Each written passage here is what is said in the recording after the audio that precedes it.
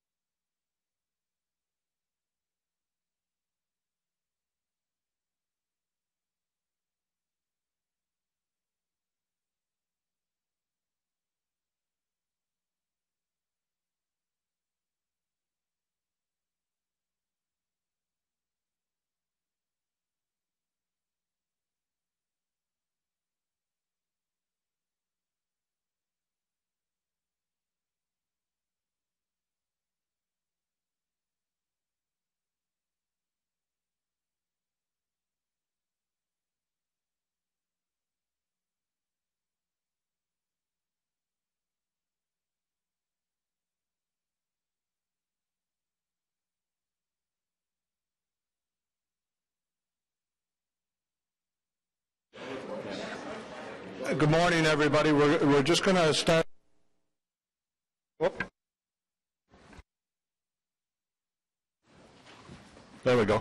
Okay. Seeing that we have quorum, if we can, perhaps we can get everybody in their seats and away we go. Okay. Welcome to everybody for the second meeting of this term of Council's Audit Committee. If we can, let's go through the consent agenda first, if we could. I believe Councillor Cloutier has a motion. Thank you, Chair Hubley. Moved by myself, whereas the reports titled Office of the Auditor General, Annual Report and Detailed Audit Report, and Office of the Auditor General 2015 Work Plan were not circulated with the agenda package, be it resolved that the Audit Committee approve the addition of these two items for consideration by the Committee at today's meeting pursuant to Section 89.3 of the Procedure Bylaw, being Bylaw number 2014-441. Sure. Councillor Wilkinson. Why weren't they circulated? We never circulate the audit report in advance of the meeting. Not the audit report, but the work plan should be. That's not confidential. The work plan was circulated. Well, the AG, actually, why don't we let the AG answer to how this was done? Okay? Yeah, okay. It's a good question. I just think it's for the public. I'm not worrying about the committee so much. It's a good question, Mr. Chair. In the process of preparing our work plan, we meet with all councillors, and in this particular time we met with all of the previous councillors prior to the election. Then we extended the offer to any new councillors. We met with all senior staff. And there were a number of other activities that we followed, and we prepared our work plan. And as has been was the custom in the past, we deliver our work plan when we come to committee. Thank you. Are you okay, Councillor Wilkinson? I mean, you always are going to do it that way? That's correct, Mr. Chair. So I don't understand why the work plan, because it can be amended by the committee, obviously, isn't on with the agenda a week ahead of time, so the public, if they're interested, and some maybe, would know what it is, because I don't think that's a confidential document, unlike I know your reports when they come, how they're tabled. I have no problem with that, but I just think it's something we should think about. If it's the wish of the committee that we distribute the audit plan through the normal distribution process, then we can certainly take that as direction. Do you have any problem with that? I don't have any problem with that. I was following practice. Well, if you want to move a motion, the committee can say. I don't think we've voted on this motion yet, so we do it that first, then I will put that motion forward. Mr. Chair, we would take that as direction if that's the will. Direction? Okay, we'll just do it as direction to staff. Thank you, Auditor General. Okay, we're good. Any declarations of interest? Oh, sorry. Vote on the motion. Okay. Yeah. Gary, thank you. Okay, now, any declarations of interest? Hearing none. Okay. Confirmation of minutes from our first meeting, February 26, 2015. Minutes confirmed. Any changes needed? We're good. Karen, thank you. With the support of committee, I've asked the Auditor General if it would be okay to reverse the order of these two items so that we can deal with the work plan quickly before we get into the meat of the report today, if everybody's in agreement. Okay. So then, if we can, assuming we're holding both items, let's start with the work plan, if you're okay. Thank you, Mr. Chair and members of the committee. I think I'd like to begin by reminding the committee and the people here in attendance that the Office of the Auditor General has a long-standing relationship with both the Federal Office of the Auditor General and the Canadian Comprehensive Auditing Foundation. And I'm pleased to say that this year's fellows from the Canadian Comprehensive Auditing Foundation are here. And je voudrais accueillir les boursiers de la Fondation canadienne pour la vérification intégrée. If you could stand up, please. They work with us through the year, and they spend the year with the Federal Office of the Auditor General. Thank you very much.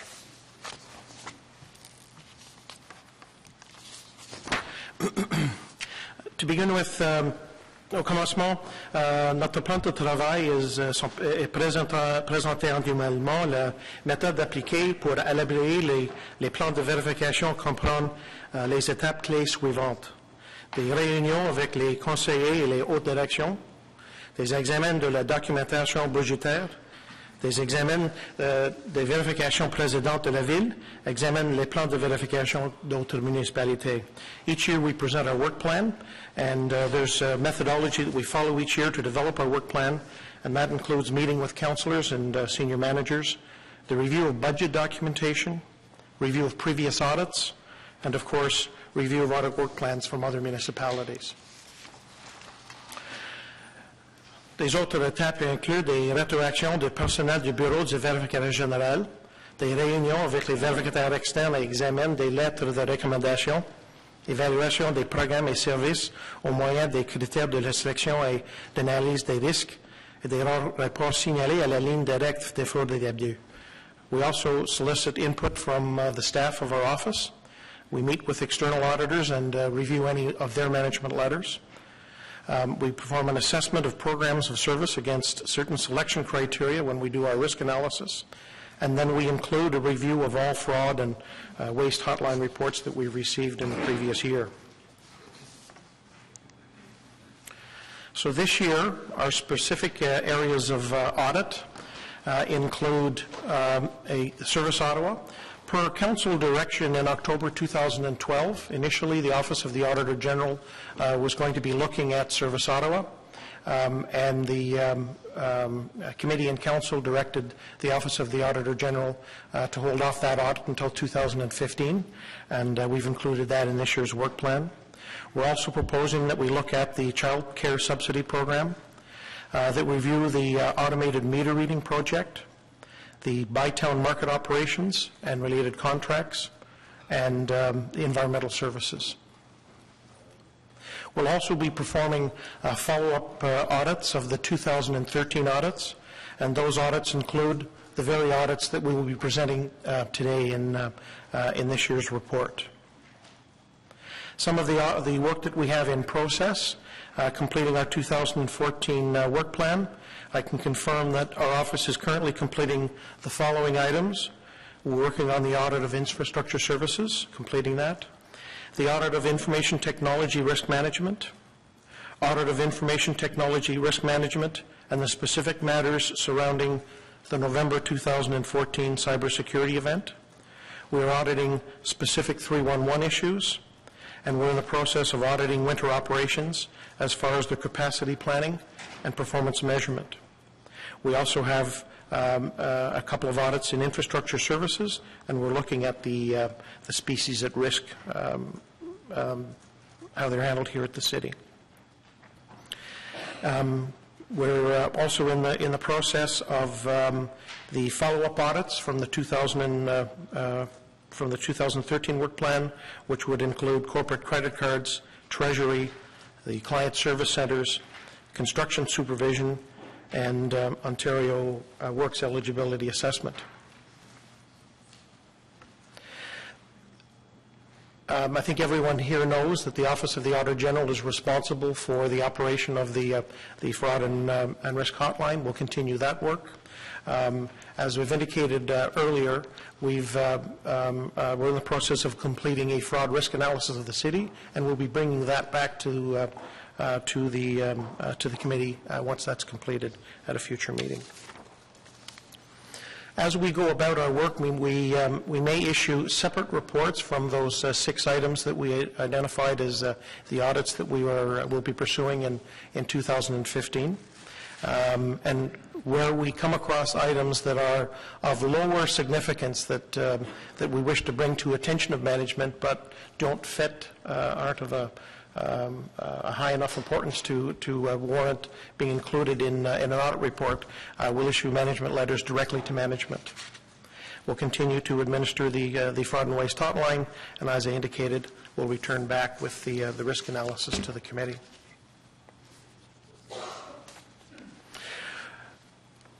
Every audit that we perform, where applicable, This year, we'll be adding a review of succession planning in each of our audits.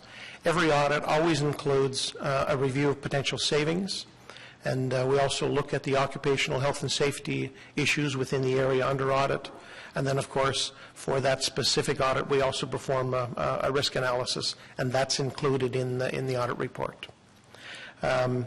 There are a number of reports. Committee will remember that on the advice of the city clerk and solicitor, there are 3 reports that are being held pending the litigation that's in process. And those reports are the follow-up to the 2010 audit of the Mackenzie King Bridge resurfacing, 2010, the follow-up to the 2010 audit of the West End flooding event, and the development review processes within the Carp River watershed. And finally, the 2011 audit of the procurement process related to the Spring Hill landfill. Conformément à l'avis juridique du greffier municipal et chef de contentieux, les vérifications et suivis suivantes ne seront présentées qu'une fois tout arbitrage et ou litige lié aura pris fin. Les 3 rapports sont le suivi de la vérification de la réfection du pont Mackenzie King, le suivi de la vérification portant sur l'inondation du secteur ouest et sur les processus d'examen des projets d'aménagement dans le bassin hydrographique de la rivière Carp, les pratiques en matière d'approvisionnement contraire de sites d'enfouissement Spring Hill. Our next steps, of course, will be to prepare our work assignments. We'll contact the city manager's office to start the process of liaison between the Office of the Auditor General and the staff of the city, and of course then we'll schedule those audits. Nos prochaines étapes sont préparer nos affectations de travail, communiquer avec le bureau du directeur municipal, établir le calendrier des vérifications. Merci beaucoup. Thank you, Mr. Chair. Thank you, Mr. Hughes. Councillor Al-Shantiri, you had a question? Yes. Anybody else? Marianne? Thank you, Mr. Chair, and thank you, Mr. Hughes, for your presentation. I heard you speaking about Spring Hill landfill, and I know this is something we had asked in the past to have a full report on a whole process, where we are, the capacity, how much we are diverted, all this. So how comprehensive your review of Spring Hill is going to be, and when it's going to be delivered to this committee? Mr. Chair, through you, I think it's best not to comment on any aspect of that audit because of the litigation that's in process, and as far as when we might expect to be able to release it, I think that's probably best directed at the city solicitor. It's my favorite topic. Mr. Solicitor.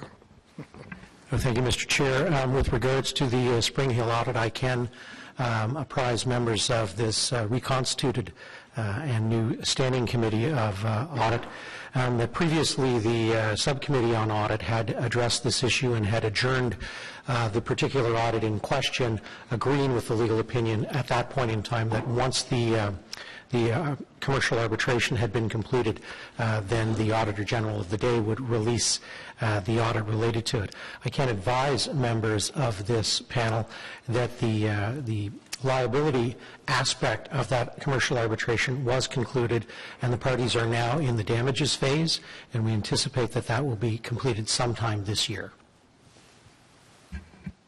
So, Mr. O'Connor, do I presume it will be sometimes this year, some of this will be released, the report on it? Yes, Mr. Chair, that's my anticipation. Okay, thank you very much. Councillor Wilkinson? Yeah, I just was like, I've got the report now if they just posted it in there.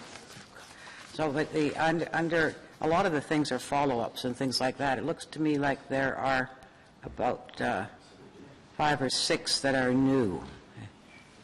The Service Ottawa, Child Care, Automatic Media Reading, Bytown Marker, and Environmental Service. Those are the new ones? That's what he said. That's correct. Yeah. And I had asked you about doing one that was a little bit different, that was to do an audit about whether the public gets value for their money or gets actually the service that's in our service plan for people in the transit area. And you had indicated you might be able to do that, but I don't see it here. Mr. Chair, through you, as I indicated, I visited all of the councillors, and as I indicated to Councillor Wilkinson, I would also be performing a risk analysis of not just the activities that were brought to my attention by senior management and by the councillors, but also the items that come out of our risk analysis of the activities at the city. And I indicated to you that it was something that is important and is something that I believe should be done. But given the risk profile associated with these other items, I felt that it was something that we could come forward with perhaps next year. So is that just a case of how much work you were able to do? That's correct. I understand. So there must be others in that same category, I would think. That's correct. So you have a list. I have a very long list, and as I indicated, we will come forward with that risk assessment at a future meeting of the Audit Committee, and you'll see how long that list is. And the fraud and waste hotline you have down fairly brief in here, but those are things that you take. When something comes in that looks urgent, you do a quick overview. Is that what you do want to then determine whether something more needs to get done? Mr. Chair, if we believe, if something, the councillor is correct, if there's an item that is reported to the fraud and waste hotline, and it is an item that we believe requires an audit, I must come back to the committee for permission to add that to a work plan. If there's a review that we can conduct to investigate the issue that's raised through that report, then we will. And they are generally, the councillor is correct, they are generally of a higher level of urgency, and we reserve some capacity for those types of activities. And my hope is that we won't have anything of any significance that will come through the fraud and waste hotline, but I think history has really revealed that every year there are a couple of items that do come along. And I will be indicating when I present the annual report next that we will actually be coming forward with an annual report on the fraud and waste hotline in the middle of the year. On its own, yeah, because it That's seems correct. to be something that does raise some issues that are important to deal with. I would agree with you, Councillor. Okay. Thank you very much, Mr. Chair. Thank you, Councillor Wilkinson. Just a point of clarification, if I could, Mr. Hughes. When you were talking about the work plan, you mentioned by-town market, but I believe you're referring to the byward market. Is that correct? That's correct. If I said by-town market, I meant byward Just market. for the record, we better get this. Yeah. And that's an oversight, I'm sorry. As mentioned, for the benefit of the committee and public, as mentioned at the first meeting, we intend to, as Mr. Hughes said, take the fraud and waste hotline and separate that out as a report on its own, and hopefully be able to report back to this committee before the fall of this year with it, okay? And then on an ongoing basis afterwards, so you'll hear the different things. The other question I had for you, if I may, is I think that covers everything on the work plan. Okay, thank you. If no other questions, we'll move on to the audit report. Okay, go ahead if you. Oh, keep forgetting the votes part. That darn democracy, gets in the way. Okay, can we just carry the work plan, folks? Okay, thank you. Thank you.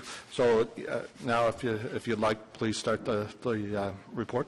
Okay, if you bear with me, we're just going to change reports here. President.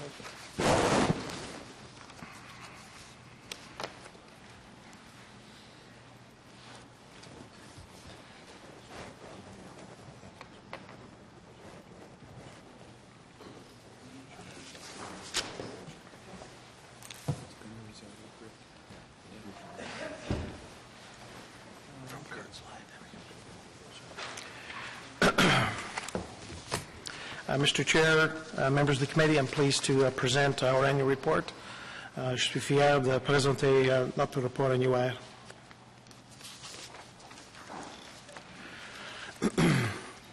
Let me begin, Mr. Chair, by explaining the timing of our report here.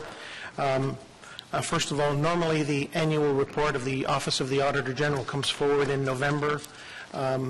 When there is an election, everyone is aware that there is a new council and a new audit committee, and given that timing, it was decided that we would come forward after the approval of the budget. That happened yesterday, and that explains the timing of the annual report for last year being delivered today. I'd like to point out that all of our reports, the complete reports, are available at ottawa.ca. All of these audits were approved by the Audit Subcommittee on September 13th, 2012, and by Council on October 10th, 2012. And the audits that we're going to be looking at today are ethics, IT governance, the management of the environmental legislative approval process, the lost and found process at OC Transpo, and the process for cancelled bus trips at OC Transpo, and then specific contracts and fleet services. Ces vérifications ont été approuvées par la sous-comité de la vérification le 13 septembre 2012 et au Conseil municipal le 10 octobre 2012. In addition to presenting the 6 audit reports, we're also presenting 2 reviews that came from the fraud and waste hotline. And those 2 reviews are city funding to the Ottawa School of Speech and Drama and the city's acquisition of land for soccer fields. Ces deux examens sont venus de rapports signalés à la ligne directe de fraude et d'abus. To begin with, if we'll begin with the audit of ethics. Our audit team found that the ethical climate here at the city was quite strong. There are 2 prime indications of that. There is an employee code of conduct, and as you'll see in a minute, it's well known across the city, and of course an active and well-used fraud and waste hotline. The Office of the Auditor General conducted a survey on ethics across the city, and I'm pleased to say that 16% of the employees completed that survey, which is a high return. We found that 95% of employees were aware of the Code of Conduct, and 84% had read the Code of Conduct. I think that's an excellent acknowledgement of the value of the Code of Conduct and the fact that it's appreciated by the employees. We found that 81% of employees believe that their direct supervisors are ethical, and that 72% of their colleagues are ethical. And these are certainly strong indications of the ethical climate here at the city. But nevertheless, we found opportunities for improvement because we could always, the city could always be better. We found that there was that about a third of the employees indicated that a regular discussion of ethics wasn't occurring in their workplace. That almost a quarter, just over a quarter of staff expressed some uncertainty as to where to go for assistance when managing an ethical dilemma. There were about 1 in 5 employees expressed concerns over preferential treatment of some employees. And probably something that is something that we certainly, that the city certainly has to work on is about 1 in 5 employees expressed some fear of reprisal for reporting a violation, and 18% of employees had some unfavorable perceptions toward the behavior of senior management. Some of the other findings: 1/3 of the policies that are referenced in the Code of Conduct were overdue for review. There's a policy here at the city that they be reviewed every 3 years, and of course the requirement to review these policies, make sure that they're relevant and that you've got a strong relationship between the policies, the Code of Conduct, and the expectations of employees. Half of employees indicated that they had not completed a performance review, and we believe that there is a need here at the city to formalize the responsibility for the ethics function. And in the summation, management agreed with all 8 recommendations in this report. Les autres constatations: les politiques mentionnées dans la Code de conduite étaient en retard, et 51% des employés n'avaient pas rempli d'accord de contribution individuelle. La direction a accepté toutes les 8 recommandations dans ce rapport. The next report is the audit of IT governance, and I'd like to point out to the committee and to readers that this is the audit of IT governance, the governance function over information technology here at the city. This is not a review of the activities of the information technology services. There are actually 2 audits that are in process right now that we reported on later this year of the activities of IT. The audit found that the city meets many of the organization and government structures that one would expect in supporting sound IT governance. We found that the CIO job description provides roles and responsibilities that one would expect to find in the job description of a CIO of an organization of this size. The CIO sits on Senior Management Committee, which is important for an organization of this size that has this type of reliance on information technology. And the new IT Governance Committee structure appears well positioned to enable, align, and oversee the recently enhanced project planning processes around information technology projects. Nevertheless, il était des possibilités d'amélioration. Nous avons trouvé le roulement important au poste de chef de l'information, mais aucun plan de relève efficace pour le poste de chef de l'information. We found opportunities for improvement where we saw the turnover at the CIO position has been substantial. Since 2012, there have been 5 CIOs with no effective CIO succession plan in place. We found current performance measures were insufficient and a lack of performance measures which address the business benefits associated with IT projects. And we found unclear alignment between IT risks and the citywide corporate risks. And once again, management agreed with all 9 recommendations. Turning to the environmental approval process, there were very good practices here at work in the city. The city has a clear understanding of the environmental legislative approval process. We found that the city adequately applies the guidelines of the different legislated bodies to perform an environmental assessment. And a good practice that is adopted by better organizations is the city issues statements of work to the relevant standing committee for approval before undertaking an environmental assessment and starting the project. This provides City Council with an opportunity to review the expected content of an environmental assessment before it's completed. We found that the city carried out the environmental assessments in an efficient manner.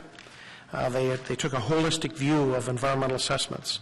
They used the knowledge gathered from one environmental assessment to perform others, and they ensured they actually planned projects in a specific order to help in the execution of the environmental assessments.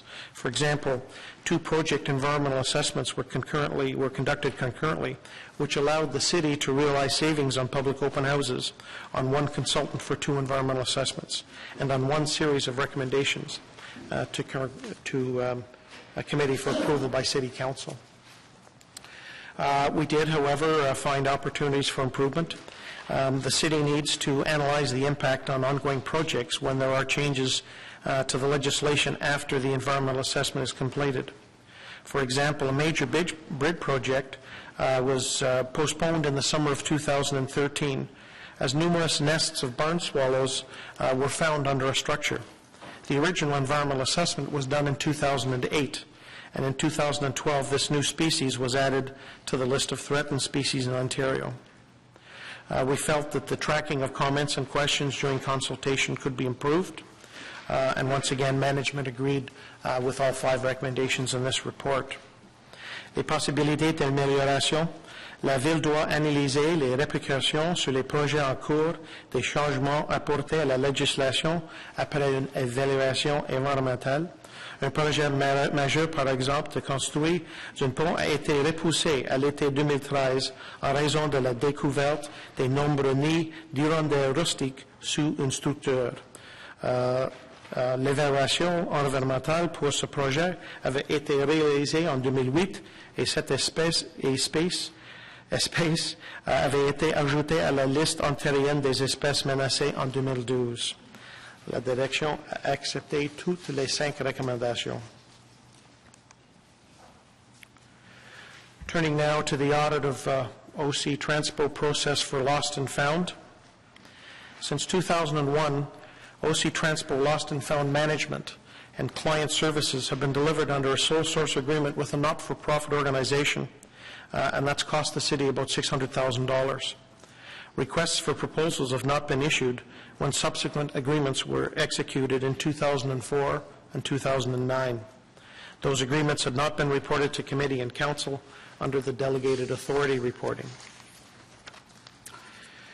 The audit found that a city employee, directly or indirectly involved in negotiating and managing agreements, had an actual or perceived conflict of interest that was of a personal, familiar nature with the organization. In fact, we found an email showed that the employee was concerned about the organization's revenue needs when the individual should have been acting in the city's interests. Since 2014, however, management recognized the issue and reassigned responsibility for portions of the file to others. Un employé de la ville qui a joué un rôle direct dans la négociation et la gestion des ententes était en situation de conflit d'intérêt par rapport à l'organisme. Un courriel montre que l'employé se préoccupait des besoins financiers de l'organisme, alors qu'il aurait dû agir uniquement dans l'intérêt de la ville. En 2014, la direction a reconnu le problème et réattribué une partie des responsabilités connects. We found with the latest agreement in 2009 that it had not been reviewed by legal services. It did not contain the appropriate clauses that should have been included. It didn't contain the standard amount of insurance coverage. And the city had not requested, received, or reviewed annual audited financial statements for the organization to monitor their ongoing liquidity and ensure they could adequately deliver the lost and found service. Additional opportunities that we identified for improvement in the audit of lost and found. When we found that there had been a long-standing practice of allowing OC Transpo employees to keep unclaimed property, when it was brought to the attention of management, they changed the practice immediately and terminated that long-standing practice. We recommended that they determine and refine the lost and found requirements, including tracking and monitoring, develop the business case with service delivery options, consider the costs and benefits going forward, and issue a request for proposal. Management agreed with all 7 recommendations in this audit. Turning to the audit of the OC Transport process for canceled bus trips, we found that there was a consistent understanding of priority routes that should not be canceled and routes to use to fill a priority trip. The standard operating procedure, however, that was in place didn't quite represent the actual practices that OC Transport was following, and we suggested that they update those standard operating procedures. We found that cancellation alerts are not issued as promptly as they could be, and once again, management agreed with both of the recommendations in this report.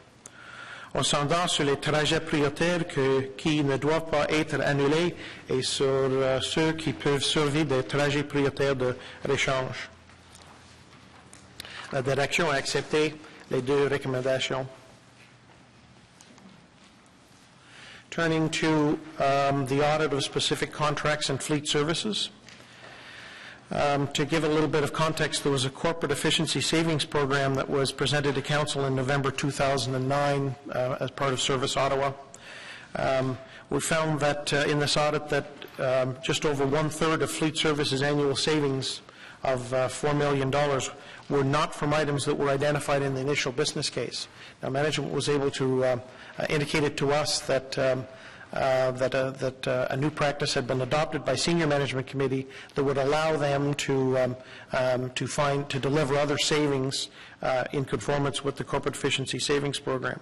When we went to see that decision in the minutes of the executive management committee, that decision wasn't documented, and obviously, as it's a practice that that departments have been following, it was important that that decision of that importance be documented. In the Parts and Inventory Management Program, the program was to increase some automation into the supply of parts and bring in an outside supplier for the supply of parts. There was to be a reduction in the cost of parts with a known increase of the cost of parts, which would net to a 7% increase, which was to ensure that the downtime of equipment that was being repaired would be reduced. And when we looked at the program that was actually in place after it had been operating, we found out that the increase in the cost of parts was almost 5% higher than was projected, with no demonstrable improvements in equipment downtimes. And knowing that parts delivery delays can be significant, we found that the terms and conditions didn't allow escalating penalties with continued time delays. We also found that the requirement that where the on-site provider, where the provider was to be on-site, meant that they were occupying valuable city space, and that space could be used by others, and by shifting around resources across the city, the savings could amount to about $100,000 a year.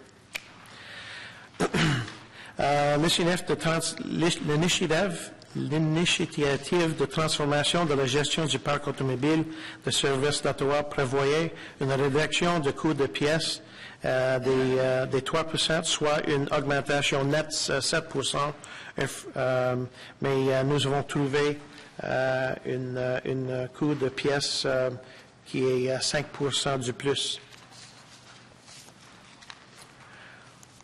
When we looked at the tire contract, we found that the reliance on the supplier, that there was too much reliance on the supplier to select, stock, track, and utilize the used tires here at the city. We found no data available that allowed us to have any indication of the status of the used tire inventory or the disposal. When we went to see where the used tire inventory was kept, we expected to see that the inventory was properly stored and protected. We found that the used tire inventory was kept outside in conditions that negatively impact their condition and usability. Il n'y a pas de données disponibles sur l'état des stocks de pneus d'occasion ni sur la destruction. We found that the tire service work was given to other vendors when the primary vendor wasn't able to meet that service, but there was no formal mechanism in place to allocate the work. And management agreed with all 8 of the recommendations that came out of this audit. Turning now to the first of the reviews that came out of reports to the Fraud and Waste Hotline. The Ottawa School of Speech and Drama is an organization that has received grants and contributions and funding and loans from the city for a number of years, and it actually ceased operation in February of 2014. I'm sure most of the committee knows that the Planning Act allows municipalities to authorize an increase in the height and or density of development in return for the provision of facilities, services, or matters that are referred to as community benefits. And in April of 2013, a direct payment was made to the Ottawa School of Speech and Drama by a developer in the amount of $50,000, and it was to be under this. It was made under this provision. The city, however, was not aware until 2014 that the payment had already been made by this group, to this group by the developer. So it's clear that the payment was not handled to the city's standard procedures. And as the organization failed in February of 2014, when they failed, they left a loan balance of $15,000 to the city. Le versement n'a pas suivi les procédures standards de la ville. The city had not, and because there's a requirement here at the city where the organizations who are at risk of defaulting. They go on a recovery program where they're required to, where the organization has accumulated deficit that is greater than 10% of their budget. They're required to provide a deficit reduction plan to the city, and there was no requirement for this organization to provide interim progress reports towards achieving their deficit reduction plan, nor was one requested. We found some opportunities for improvement as a result of this review, and of course the prime one being that staff should ensure that appropriate policies, procedures, and processes for payments under the Planning Act relating to community benefits are followed by the builders and community associations, and that agreements with organizations are tracked, monitored, followed up, and reported to committee and council, and that for those groups that have had large deficits, the city should increase the monitoring and follow-up of loan and grant agreements. Management agreed with all three recommendations in this review. The final review that came out of a report to the Fraud and Waste Hotline was in relation to the acquisition of land for soccer fields. The city acquired 32 acres of land, including improvements, for use as soccer fields for $1.3 million in October of 2010. The vendors had paid $250,000 for the same property in 2006 and had added improvements to the property. The city did not have two separate written independent appraisals completed as required by the city's acquisition policy. La Ville n'a pas fait faire deux évaluations écrites indépendantes et distinctes conformément à la politique sur l'acquisition de biens fonds de la Ville. In our review, we also found that inaccurate information was reported to Council in the July 2010 report. Des renseignements inexacts ont été présentés au Conseil municipal en juillet 2010. The city's appraisal relied on the seller's appraisal for the cost of improvements of $762,000 and was therefore not independent as reported. Tax donation receipts were issued to the individual sellers for a total of $250,000 for cash donations that were provided to the city upon completion of the transaction. The report indicated that there would not be donation receipts issued for income tax purposes. Des reçus officiels pour un total de $250 000 ont été émis au nom des partenaires en contrepartie d'un don versé à la Ville à la conclusion de la transaction. Le rapport indiquait qu'aucune reçu officiel ne serait émis. And management agreed with all three recommendations that came out of that report, of that review. Going forward, we will report annually on audit reports completed during the year. We will come back with our next audit report in November, as is usual. Our follow-up reports will be presented as they are completed throughout the year. And the Fraud and Waste Hotline report will be presented annually, likely in the middle of the year. Tous les ans, déposer un rapport sur tous les rapports de vérification réalisés. Et nous soumettrons les vérifications de suivi desquelles sont terminées, habituellement un ou deux fois l'an. Tous les ans, déposer un rapport sur la ligne directe de fraude et d'abus, habituellement au milieu de l'exercice. Finally, I'd like to express our appreciation to Mr. Kirkpatrick and the staff of the city for the assistance that they provided the Office of the Auditor General in the performance of our work. And as as must be obvious, it isn't possible to do all of this work. It's not possible for me to do all of this work alone, and I'm pleased to have the staff behind us. If you could stand up, please. Thank you. C'est pas possible pour moi de faire tout le travail moi-même. C'est vraiment un travail d'une équipe. Et aussi, merci beaucoup à M. Kirkpatrick et tous les employés de la ville. Thank you, Mr. Chair. That was my annual report. Thank you, Mr. Hughes, and we should also recognize your Deputy Auditor General's here today as well, Ray Kostick. Thank you for joining us. And Jean want to go first with the questions, if that's okay, and then Bob and Marianne and George had asked. Okay. Go ahead, Jean. Bonjour, Monsieur le vérificateur. Merci beaucoup pour votre travail. Merci à votre équipe pour votre service aux contribuables de la ville et à ce comité. I had a couple of questions, just clarification on the IT. Can you tell me from slide 8 how many CIOs have we had here at the city since amalgamation, or? Since 2012, Mr. Chair, we've had 5 CIOs, and since 2004 we have had 8. We can go back and get that for the number since amalgamation for the committee, but I think it's indicative of the turnover when we have had 8 since 2004 and 5 since 2012.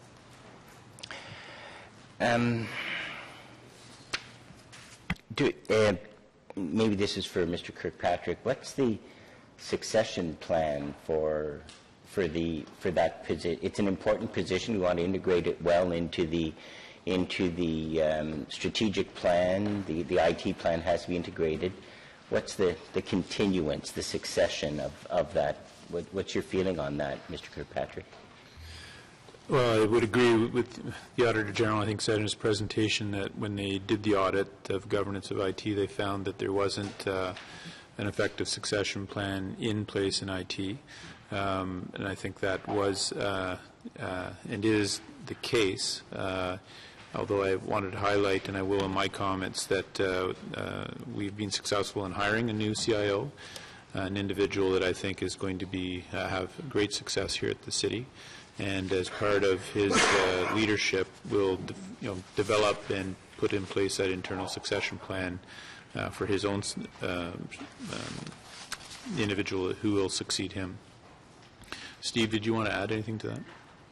Mr. Chair, there's a couple of things I'd like to add on that, just in terms of clarifying how many CIOs we've had since the beginning, because I think without the context of knowing that from amalgamation, it leaves an impression which I don't think is completely accurate.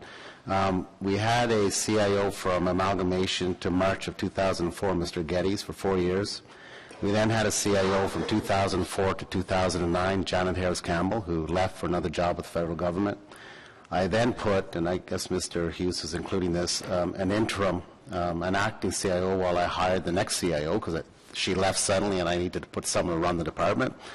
Then hired another CIO who was here for 3 years, Mr. Michaud. Mr. Michaud retired. I then decided not to fill the position, and myself and Rob Collins, who was a former CIO of Cognos Corporation, came in to review a number of the things Mr. Hughes mentioned, including governance, including how we prioritize a strategic plan. I brought him in for a specific contract for 18 months with myself to oversee that. He then left, and I hired a CIO in July of 2013. She left, job fit. She got another job, got recruited back to the federal government. So she was only here 6 months. That's the only one I would say was unexpected. And then I put Elaine Pankey, who's a long time. She's just retiring, a 30-year manager with our IT department, huge experience as the acting CIO while we recruited. And we were looking for a specific individual. And we took our time. Mr. Kirkpatrick and I did the interviews, and we hired Mr. Duffett. The succession plan, I agree with the Auditor General. There wasn't a succession plan when he undertook the audit. Now, Human Resources, under the leadership of Mr. Kirkpatrick, the City Manager, and our People Plan, every department has had to do a succession plan, and we've worked on that over the last year and a half, and every department has a succession plan now in the city. It was one of our strategic initiatives, which was actually part of the Council Corporate Strategic Plan, which you all approved, and we actioned by the end of 2014, and so every department has that. So I just want to give you some context around. We've had many CIOs, but most of them have been here 3 to 4 years, other than in the recent past, and they were strategic, deliberate moves in terms of why I had some interim CIOs for a brief period.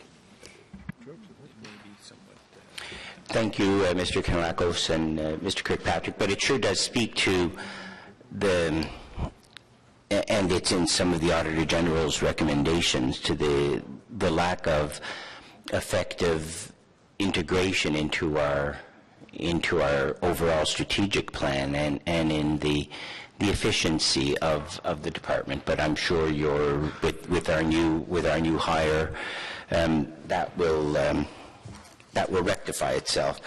On Mr. Auditor General, on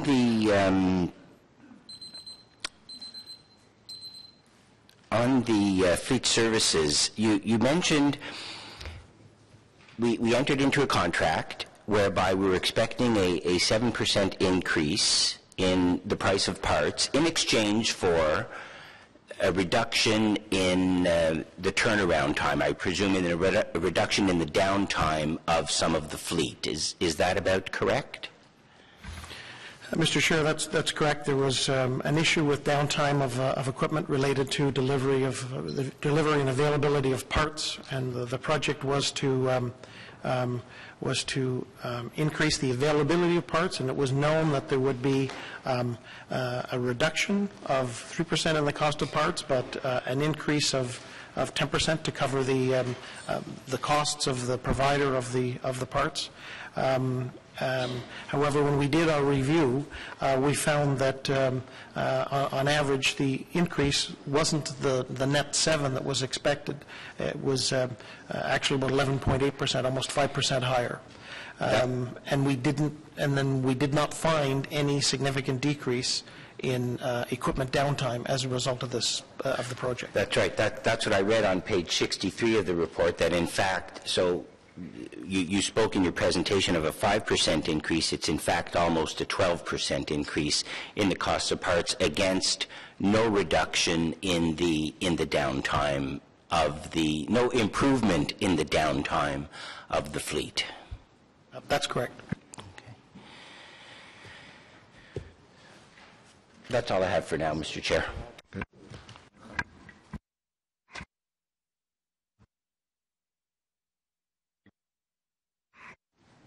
There we go. Thank you, Mr. Vice Chair. If I may, with the indulgence of the committee, perhaps what would help is if we ask Mr. Kirkpatrick to make his comments to the report before we go any further with the questions. It may help. So if you're okay. Well, thank you, Chair. And these are just very high-level comments. And as we started there, we do look forward to answering any questions of members of the committee, as I'm sure the Auditor General does as well. But I'd like to start by acknowledging the city's management team and the Auditor General's staff for all of their hard work reviewing the areas that are the subject of the Auditor General's 2013 audit report. And I'd also like to say we look forward to working with you, Chair, and all of the members of this audit committee as you fulfill the new mandate that has resulted from this committee's elevation to full standing committee status. As in previous years, City Management has worked in partnership with the Auditor General's Office to improve the operational information that was provided to the auditors during field work and to reduce the number of disagreements to enable faster implementation of audit report recommendations. And this was a change in process that I think my office and the Auditor General's Office implemented, Ray, it was about a year and a half ago, I think, but we've seen significant improvements. There are more improvements, I'll be frank, that we need to make in terms of the timeliness of our response to the AG's work in the steps of the audit, and we'll continue to focus on that. Je suis fier d'affirmer que cette collaboration s'est traduite par une entente sur les 45 nouvelles recommandations formulées par le vérificateur général dans le rapport annuel de 2013. Management continues to make good progress on tracking and implementing the audit recommendations that have been tabled to date and work to address the new recommendations that are being tabled today, and has already been completed the work in many cases. In the area of IT governance, I'm pleased to say, as we just discussed, that Charles Duffett has recently joined the city as our new Chief Information Officer and Director of IT Services. And Mr. Duffett has over 30 years' experience in the private and public sectors in progressively senior positions and has served in the role of CIO for the last decade. His extensive experience, I believe, will be invaluable to supporting the city's journey towards being a client-centric, digitally driven organization. In addition, as part of the city's corporate succession planning strategic initiative, all critical roles in the ITS department have been identified, and succession plans, as I mentioned in response to Councillor Cloutier's question, are currently in development. With respect to ethics, the results of the all-staff survey conducted for this audit suggested that the ethical climate at the city is quite strong, as the Auditor General indicated, and this is a finding that it was very reaffirming for me, a very significant issue, and we are very happy with the result. The city has a number of effective components that support its ethics management framework, and steps are being taken to strengthen communication to employees with respect to ethics-related expectations and to ensure a consistent understanding across the corporation. Future circulations of the Code of Conduct will highlight the existing whistleblower protection clause to enhance awareness amongst all staff that retaliation for reporting violations is not and will not be tolerated. In addition, the fraud and other similar irregularities policy is currently being updated and will include a comprehensive section on whistleblower protection to remind and reassure employees that retaliation against staff who report violations in good faith or who participate in an investigation is a violation of the city's policy and that allegations of reprisals will be investigated.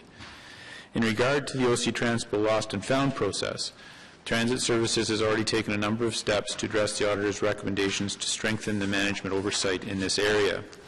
And as indicated by the Auditor General, a competitive request for proposal process with regard to lost and found client and administrative services was initiated by OC Transpo in late 2014.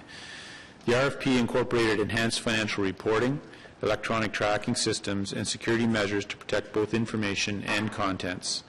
Staff are currently evaluating the financial proposals received and expect to select a preferred proponent shortly. With regard to the OC Transpo planning process related to the cancellation of bus trips, I would like to stress that providing reliable service and timely information to minimize the impact on customers is a priority for Transit Services. There are numerous reasons why a bus trip may be cancelled, such as inclement weather, traffic collisions, operator illness. OC Transpo coordinates resources on the street and in the Transit Operations Control Center to adapt to service disruptions and to adjust service delivery. It's understood that communication to customers needs to be immediate for service delivery issues that are known in advance, and that in unforeseen situations, OC Transpo will communicate information to customers as quickly as possible to assist transit users in planning their routes and schedules accordingly. As recommended by the Auditor General, OC Transpo will also be reviewing their standard operating procedure with regard to cancellation of bus trips and will make any required changes to ensure that this SOP matches the current practice by the end of this year. With respect to fleet services, the Auditor General's recommendations for improvement were incorporated into the new tire standing offer that was issued in 2014 and will be incorporated into the new parts standing offer which will be issued in 2016. And in preparation for that next parts contract, the city will build a business case using the city's standard corporate process, which will lay out the costs and benefits of the different models for providing parts to the city. And the city will then seek the private sector's input by placing a request for information out to tender. To ensure all bids receive a thorough, fair, and equitable review, the city will engage a private and independent fairness commissioner in that work. With regard to the environmental legislative approval processes, the audit confirmed that the city has a good understanding of the environmental assessment process and performs them efficiently. The city does extensive public consultation during these studies, which includes gathering feedback and compiling and considering comments. To ensure that applicable legislation is not changed, which could impact a project's outcome upon completion of an environmental assessment and prior to construction, staff will review the EA assumptions and recommendations before proceeding in the future.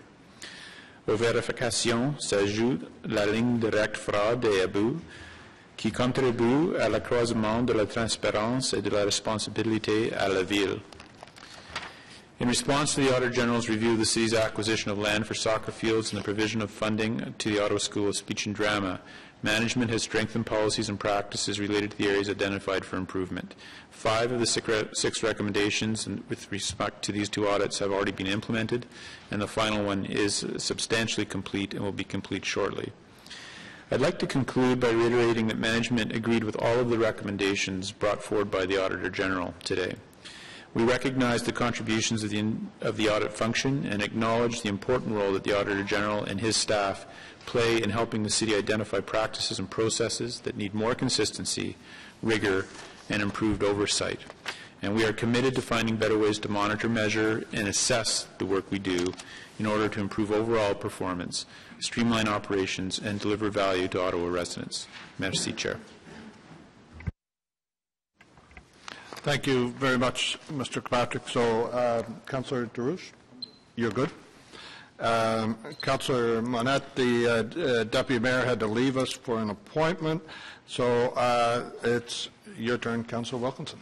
Thank you. And I first thank Mr. Kirkpatrick for that overview. I think this is probably the first time that management agreed with every single one of the recommendations from the Auditor General. And last year was pretty good as well, but I think this is shows that the function has developed over the years so that there is a much closer working relationship to get these improvements made. And so I think I'm both for the Auditor General and yourself should be said thanked for doing that, because it shows that we're moving forward. A couple of issues that I wanted to know more about. You said on the ethics report this was a good report, but I still am concerned about two of the things. One, preferential treatment of some employees, 22%. That's 1 out of 5, roughly, that did the survey. And fear of reprisal, about the same percentage. And those are two that I think are worrisome in how you work in the operation. And it's kind of general what it says in the responses here, so it's going to be important. But are these, could you tell in doing this from the survey, and this is a hard thing to tell, these can be done in a very minor way, that there's a little something, people just think something is not a big thing, and sometimes it's a very large thing. And do you have any idea of which ones of these that were reported would have been put in, say, a more major category? Say, for example, preferential treatment to somebody that gets along well with the boss was given a promotion, and others that had done a lot of the work and things were ignored, or is it simply that what I can say that people think that they always give that person the best part of the work? Mr. Chair, through you, there's no relationship between the responses to they truly were individual questions, and they are impressions that individuals provided. Yeah. There was no way for us to probe into what may have led to them to come to that conclusion. Okay. But I think that everyone agrees that that's a number that should be lower than that. Yeah. So I think it's important, perhaps, when in a year or two, when you do your review again, to check that point again to see how the new procedures are actually going to reduce it. In a large operation like this, you're going to always have some, obviously, but I think, and it's only the ones that answered the survey, and sometimes people answer surveys do it because they're annoyed about something, so it's hard to know if it's completely justified. The other one was, that was on page 5, I think it was 16, I think. Oh, the OC Transpo canceled bus trips. This is something that those of us who have people have to go a very long distance hear about all the time. And and I know they've told me they have some priority routes, but even they sometimes seem to be canceled and various other things. So, and when I went there, I saw they had a list on the wall now. Maybe this came because of you, and I saw all my buses on there. So they, I don't know if it was whether I was there or not, but it was not just myself. But this is something that they have a policy on how to do it, but it's a complicated system. You're saying it's not always, in fact, followed. That's the view I got from this. It's just very, we've only just seen this. So, Mr. Chair, what we're saying is that all of the staff involved in the process of operating and canceling buses and rescheduling buses are very aware of the priorities. There's a consistent understanding of the priority routes, and that's a good thing. If we did not find that there was an inconsistency in understanding, so that's a good thing. But the process where they issue cancellation alerts could be improved, because sometimes the cancellation notices are coming out after the bus was scheduled to arrive. Quite often, yeah. Quite often, yeah. Yes. And and were the priority routes actually always being followed, the ones that are more critical to people? Because sometimes, when people are late for work because the bus gets canceled, we hear a lot about it. Our finding was that they're doing a good job of making sure that the routes that shouldn't be canceled weren't. Okay. Good. Thank you. That's, and the last, what was the last one? A little concerned about the used tire. Now, you said the used tires were not properly disposed of, but the in improper conditions, but we don't reuse those used tires, do we? Mr. Chair, you could imagine how many tires there would be across the city with all the these sort of vehicles. And at the end of a season, for example, they would remove the summer tires and put on winter tires, or at the end of winter, remove the winter tires and put on the summer tires. Okay. In some cases, there's life left on those tires, probably in just like this for our cars. Just like our own cars. And there is not an effective and efficient process to document the state of the tires that are removed and make a decision as to which ones are retained because of the life that's left, and then inventoried. Okay. So there's no assurance. So that's what you're getting them to do, is to get a better system of how we handle them and store them so that we can reuse those that are, and save the money and not buying new tires when we don't need to. That's correct. And then those used tires that we do keep, store them in appropriate conditions to ensure that we're maximizing the life left on those tires. They shouldn't deteriorate while they're in storage. So the used tires that we no longer use are disposed of as any other tire would be under the provincial laws about tires. It's not those ones. These are the ones more that we're going to be reusing or possibly reusing. That's correct. Okay. That's all I have for right now, because I will see all of these when it goes to committees, and we haven't had time to go through in detail. But I did find I like the way that you've set this up, and I think it is very clearly stated, which is very helpful. Thank you. Okay, thank you, Councillor Wilkinson. Councillor Elson-Tur. Thank you, Mr. Chair. Thank you, Mr. Hughes. On the OC transport loss and found, I'm going through some of the recommendation, and it seems there's a general agreement between management and your recommendation, but I don't see. Have you checked what other? And I'm looking at page 55, perhaps, and I see some of your recommendation and management response as well. But have you looked what is the best practice in other municipality or in other city? How will they handle the found and loss? Do they have a different process than what we do, or?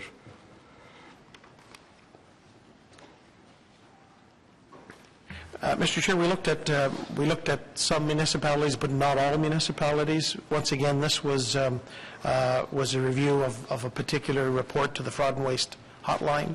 We didn't look at every aspect of the lost and found process.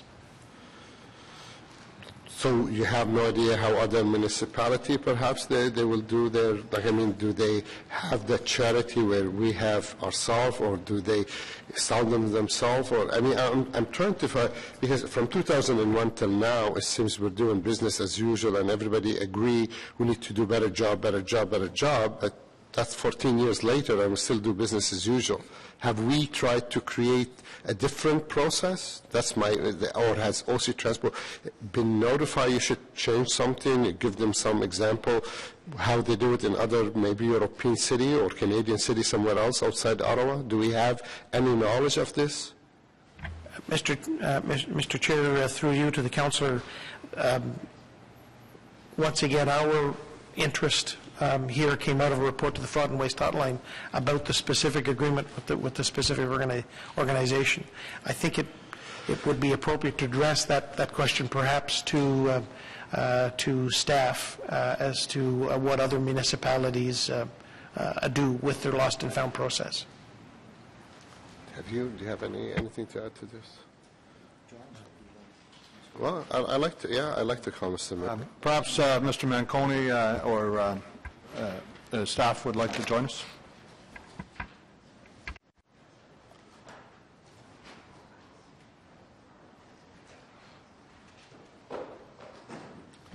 Good morning, and yes, Mr. Chair, through you to Councillor Egley. Most other transit agencies, we did a scan, and they operate their own. We used to. It used to cost us over $70,000, as the report says. We went out and used a charitable organization, and that lowered the costs as it's outlined in the report. And, you know, you have to put the $600,000 into context. That's over 14 years, so that's just over $40,000. It used to cost us $70,000. So we're aligned with a charitable organization. Others operate their own. We got out of that business. And if I read in your report also, it says since 2001, OC Transport Loss and Found Management and Client Service, you know, so obviously we have something, it's not just yesterday, it's been going on for multiple years, it's been almost 14 years. And is that the best way, what we're doing today? In your opinion, is that the best way to continue that way, or we should be try to look outside and see if there is something different to deliver that service? No, that's a very important question. I think the context, the metrics you have to put to it is 8,000 trips a day, bus trips, 30,000 items returned annually. 26% of those go back to those that have lost their items. Mr. Kostek personally experienced that. He lost his umbrella. He actually got one back. He told me that himself. And then the rest goes back to the charitable community that sponsors 17 agencies, many of which you know directly and indirectly. So if you fundamentally believe in a holistic, good service, good customer service, give back to the community, we think it's the right model. I can't speak for the previous administration that renewed and renewed and renewed and didn't have legal engaged. I can tell you that Mr. O'Connor got a call from me the minute I heard about this, and we stopped the practice of employees keeping items.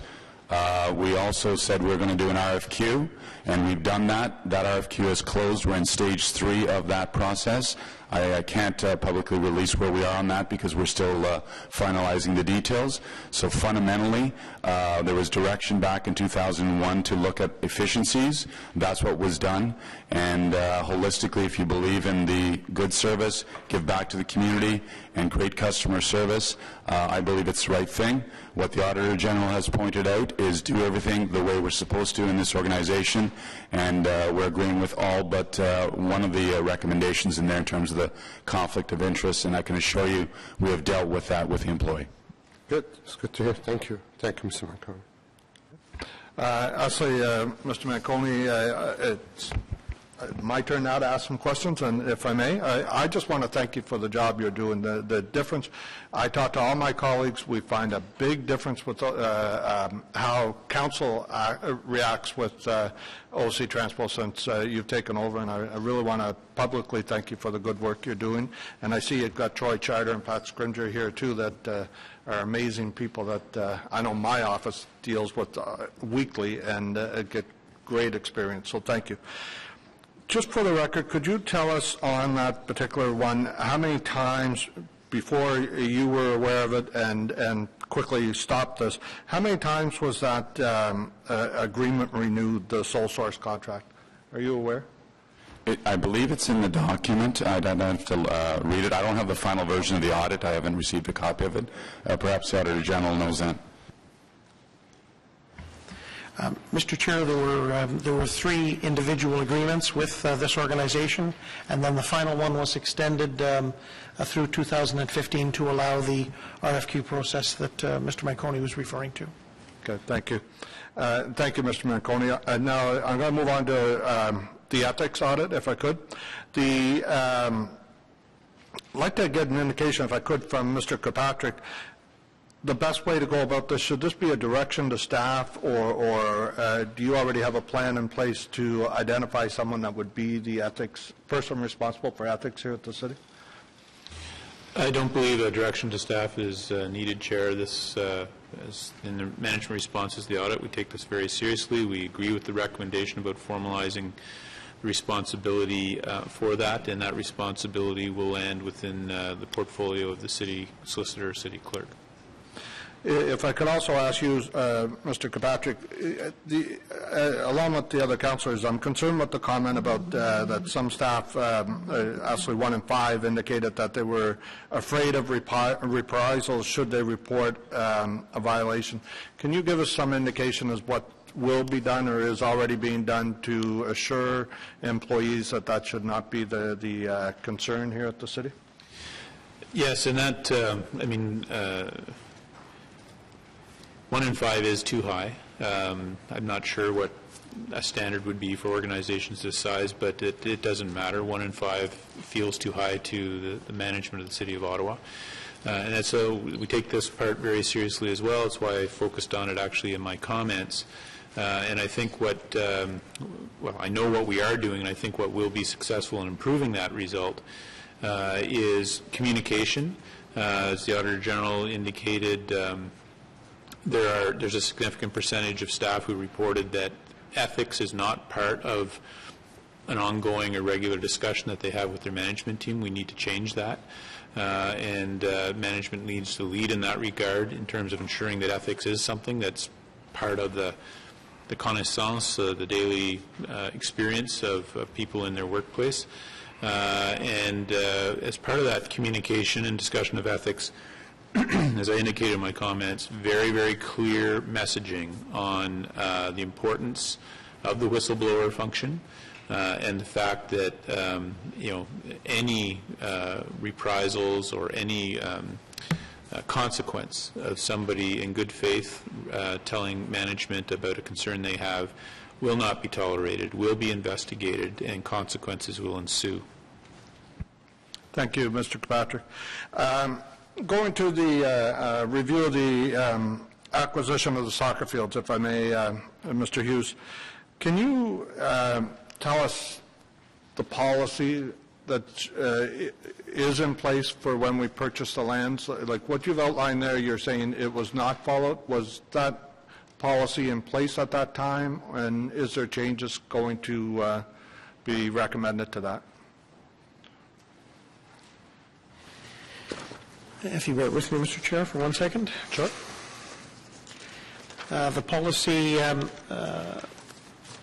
was in place at the time it was prepared in 2007. It was revised in the end of 2014, but substantially. There is a requirement where the estimated market value of the property is $750,000 or greater.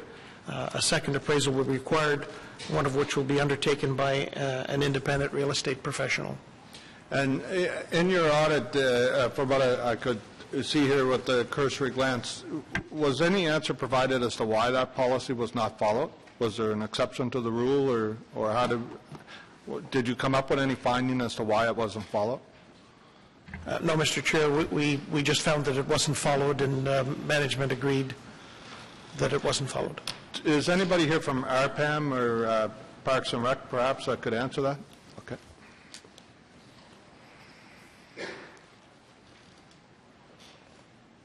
If you just give us a rationale as to why that policy may not have been followed in this case? Yes, through you, Mr. Chairman. We received from the vendor a full independent appraisal report. Staff also did or prepared an independent appraisal report. They did rely on a component part of the one provided by the vendor, the costing data. It was from a cost consultant that we use normally. So we used that cost data in our appraisal. The auditor felt that this was an inappropriate procedure and felt that our appraisal, therefore, was not truly independent. That was a finding of the audit. We felt we had two appraisals, an internal one and an external one, when we proceeded with the land sale. And subsequently, the auditor felt that that procedure was inappropriate. We should have gotten a third-party independent one to support our internal one. Is this a normal practice at RPAN that we would want to buy something and go to that person and say, well, you tell us how much we should pay for it? It's quite often that when they hire an independent appraisal, if they're from our standing offer list, we will recognize it. We will look very carefully at the terms of reference that they were given. We will challenge that appraiser. If we feel that that isn't appropriate, we do our internal one. We will go get a third appraisal. This was a somewhat unusual situation in that it was a cost component, which is not typical in appraisals that we normally do. Okay. Thank you. If I might just add, Chair, and I think Robin's provided the insight into what the decision-making was of management at the time. but this was a unique situation, and the issue wasn't the valuation of the land, it was the valuation of the improvements. We took information from an appraiser that we use also on our own side, but in this situation, if in strict accordance with council policy, we should have asked for that third-party appraisal, and that's why we're responding that we agree with the auditor's recommendation in this regard. But it was, if I could say, I don't want to say a one-off, but it was a unique situation, and we'll make sure that if that repeats itself in the future, we will go for that third party. Okay, thank you. If I may add, it is unique in that my tenure here is 9 years. This is the first time we've had a costing valuation. Okay, thank you. Also, for the record, I'd like to comment on the EEA audit that I see VVG is here in the audience today too, and having survived an EA process myself, I can speak to it that the city is doing a great job on that, and so thank you, Vivi, for your efforts. Last question for me on the audits is the speech and drama report. If I could, I'd like to find out some information on that as to, so I'm not sure, perhaps Mr. Kabatrick, trying to get an understanding why so much was given to this one group, given all the circumstances here. It's, I'm hoping that this is not something that we do a lot of at the city, to fund these basically private businesses. I'd have to ask, I don't know, Steve or Dan to talk about the original assessment of the request and the provision of the funding. But just while Dan's come to the table, I mean, I think for me, the key finding of the Auditor General here is that we need to have more ongoing oversight for organizations that we have provided funding to on a repayment basis, especially those that through their balance sheet or financial statement metrics, we know there's a higher risk in terms of the repayment. Okay. Mr. Shenner? Thank you, Mr. Chair. To go back to the original $40,000 advance that was provided to this group had financial cash flow issues some years ago, and came forward to the city at the time requesting a $75,000 loan guarantee. And at that time, there really wasn't an inclination, an appetite to do that, and staff did not recommend that. At that time, one councillor did prepare a report that came forward through CPSC and then to council with an alternate approach to this, which essentially authorized a $40,000 advance on their existing funding, which would be paid back through three successive years of paybacks to the city.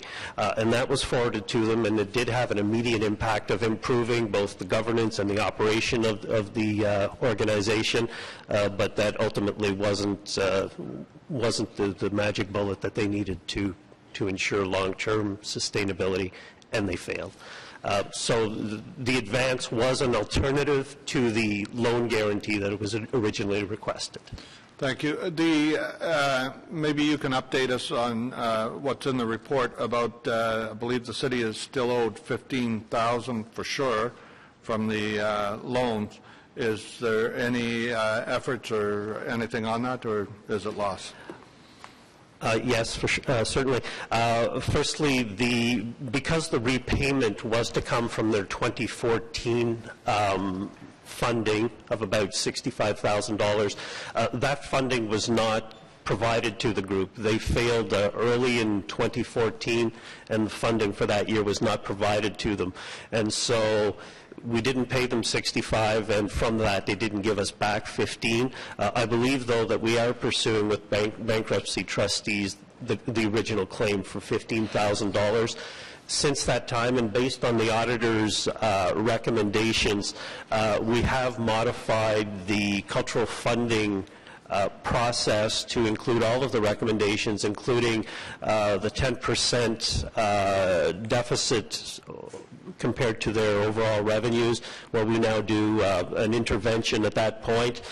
We now do quarterly monitoring with the group for those in those situations as well. And we've changed all of our documents to now reflect that, so that groups are all aware that that is now the new standard for the city funding. Okay, thank you. And last question on that one, and perhaps it's going to be a planning person, and I'll apologize for the musical chairs going on here, but we do want to get to the bottom of a lot of this. The $50,000 that was listed in the report that should have been Section 37 benefits, do we know what's going on with that? Mr. Chair, it was not quite a Section 37 because we didn't have the policy in place, but it was done through the site plan process. It was a condition of the site plan that they would provide a number of benefits to the community. One of them was the $50,000 contribution. In staff's reports, it was to be contributed at the time of the signing of the site plan agreement.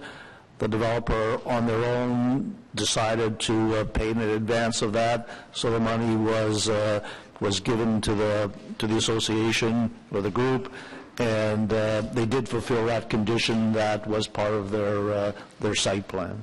So we don't get that back then? That's the community loses that benefit then? Yes, Mr. Chair. We would not get it back. Just for information's sake, is this something that's common in the site plan agreements where we will ask a developer to give money to a private business like this? Mr. Chair, I would say no. We do not do any of these anymore with the site plans. We now have all the Section 37 benefit protocols in place. They're attached to the zoning report that comes forward, and it's very clear in those reports what the benefits are. And in the future, I mean, there may be, the community may decide that is a benefit that's appropriate, but certainly we haven't done one since then. To be clear, so the community could direct planning staff to give money to a private business as part of the Section 37 now? Well, I would not think a private business. I'm presuming this was an association, but I'm not sure of exactly what the organization was. But we do have, the basis of the Section 37 is that the benefit be to the community. We try to derive from the ward council a list of benefits that the community is looking for. They certainly have to be something that is in proximate location toward that. So traditionally it's more benefits to infrastructure, benefit to parks. So I think this is an anomaly, and as I say, we certainly haven't done one of these since. Thank you. Okay, thank you. Those will be my questions. Is there any, Councillor Klucher or Vice Chair? Thank you, Chair Hubley. On a couple of issues, Mr. Auditor General, on the ethics issue, it was a survey, and the survey was answered by 16% of the employees. Is that what I recall from early in the presentation? That's correct, Mr. Chair.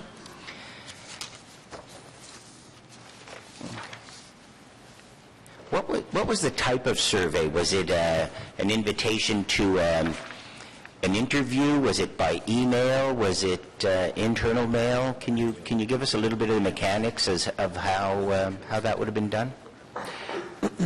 Mr. Chair, through you to the council, an invitation was sent out, and the survey could be answered via email or by paper itself. Okay. There are staff here at the city that don't have access to email, so we send out an invitation to their managers and supervisors and require them to bring it to the attention of their staff, and we received a number of paper responses as well. Generally, are you happy with the quality of the survey, i.e. was it representative across the geographic work locations, across all functions of the city, across... Mr. Chair, through you to the Deputy Chair, because it was an anonymous survey, we have no way of tracking it. There certainly would be, and there likely would have been some value, but what you've got to counterbalance against that is the likelihood of individuals thinking that there might be a possibility of tracking the response. Okay. So this was truly anonymous. Okay. On the fleet services, just a question about the tire. The tire situation, is there evidence of a shrinkage of a cost to the inventory as a result of the tires being stored outside? No, Mr. Chair, there was no evidence, but we brought, the points that we raised were that the inventory of used tires didn't exist. Appropriate. Used tires weren't tracked, and that they could have and should have been stored in more appropriate conditions. Was that storage condition part of the original RFP with Cal Tires? No, Mr. Chair, it was not, and management's indicated that they would add that to the next RFP. Okay. Looking at the recommendations for fleet services, can Mr. Kirkpatrick or the Deputy City Manager speak to some of the key performance indicators that we might look forward to in the next, when we get an update on the audit to see improvements in the parts management and fleet availability? Thank you, Chair. I'll ask Kevin Wiley, General Manager of Public Works, to give a comment on that and provide a little bit of context around that, the parts component of the audit. Through the chair, just quickly on the tire issue. About a year ago, we did re-tender for tires, and we took into account all the Auditor General's recommendations. So now that's storage of tires is all done by a private contractor, by the service provider. So that's taken care of. Just context around the cost of parts.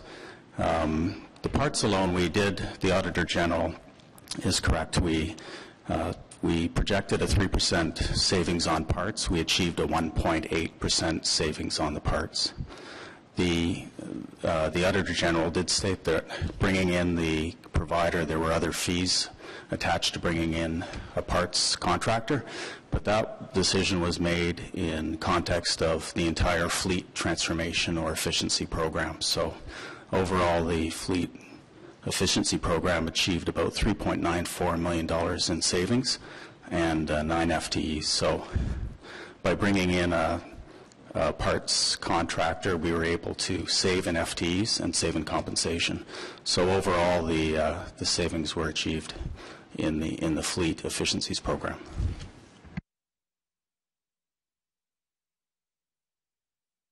Okay, thank you. Mr. Auditor General, just for the annual plan, I see your work plan for the upcoming years.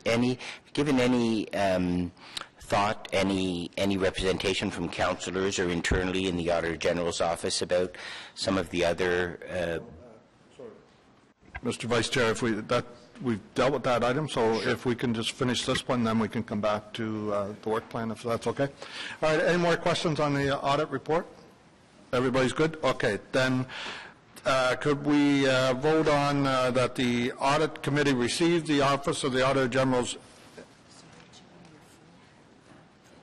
Oh, okay, so yeah, sorry, we have a motion on this then before we vote on the report. Sorry, Vice Chair. Thanks, Chair Ruby. I have a motion. Whereas on February 13th, 2013, City Council approved the 2010 to 2014 Midterm Governance Review Report, which included that both the terms of reference for the Transit Commission and the reporting protocols for the Auditor General be revised such that audits related to OC Transpo operational matters would be referred to the Transit Commission for the consideration of the Transit Commission as part of the standard practice. Therefore, be it resolved that the Audit Committee refer the following audits to the Transit Commission as the matters referenced in these audits fall within the Transit Commission's delegated authority. The audit for OC Transpo business planning process for Lost and Found, the audit for OC Transpo business planning process for canceled bus trips. Thank you, Mr. Vice Chair. Everybody in agreement? Okay, to carry. Thank you. So now to the motion on the committee report, or the AG's report, that the Audit Committee received the Office of the Auditor General's annual report and detailed audit reports on March 12, 2015, and recommend that Council consider and approve the audit recommendations. Carry? Thank you. Now, if we may, any in-camera items? I don't believe so. We're going to catch the work plan under other business, okay? I'll catch that right up here. So notice of motions for consideration at subsequent meetings. Any motions? No? Okay. Inquiries? Hearing none. So other business. The question, Mr. Hughes, was if we do, for the work plans, or if you could make a recommendation on how we can handle this.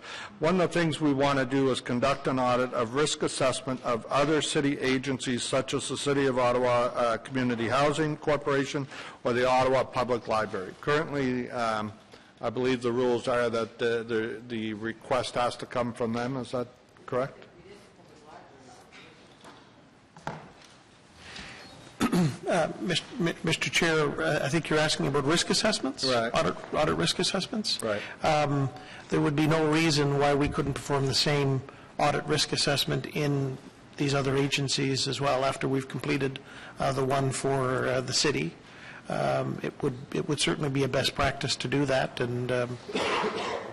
So what's the mechanism to trigger that? And I apologize. The Vice Chair and I had talked about it for under the work plan, and then we didn't catch it. But do you need a motion from us, a direction? How does that work? Mr. Chair, I believe we have the ability to perform that risk assessment, and it would certainly be done with the cooperation of those organizations. It's certainly facilitated if there is a motion. Not that I would expect that there would be any issue. Yeah. Okay. Perhaps, do you want to move the motion? I'll second for you or whatever. Okay. So then we can do a motion under other business, or we table it for the next committee? Sorry. Doing policy on the fly, that's where we get in trouble, right? Mr. Clerk? Appreciate that, Mr. Chair. No, I don't think a motion is necessary. What I would recommend is that the direction be given to the Auditor General and myself to go away and review the legislation first and foremost, because he is a statutory Auditor General, his bylaw, and then make the determination and provide the information to the committee directly. Perfect. Thank you. Okay. So if everybody's in agreement, then can we get a motion to adjourn? Vice Chair, okay. Everybody in agreement? Carried? Okay, thank you all. Appreciate your work and great work by the Auditor General's office. Thank you.